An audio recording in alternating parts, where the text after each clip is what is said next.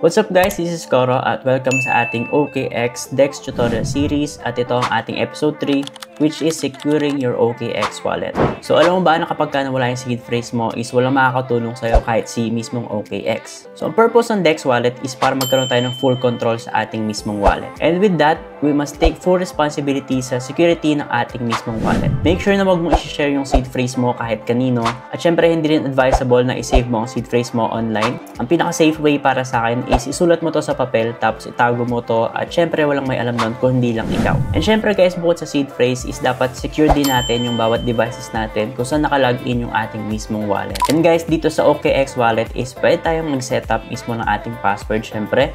And syempre make sure lang na strong password yung gagamitin mo. And syempre pag pumunta tayo dito sa kanilang settings, makikita nyo sa ating password is pwede natin enable yung ating biometric security or ang ating fingerprint. Iwasan din natin ang mga phishing scams or make sure na i-check mo yung bawat website na binivisit mo gamit yung device mo at kung tama ba yung mga link na kiniklik natin. Kasi guys, kapag na-compromise yung mismong device mo kung saan nakalagin yung wallet mo, is malaki ang possibility na ma-compromise din yung mismong wallet mo. And lastly guys, pwede ka rin gumamit ng mga hardware wallet katulad ng Trezor and Ledger para mas maging safe yung ating asset. So basically, security is in our hands, kaya dapat gawin mo ang lahat ng mga kaya mo para ma-secure or gawing secured yung mismong wallet mo. Yun lang guys, and see you sa ating next episode.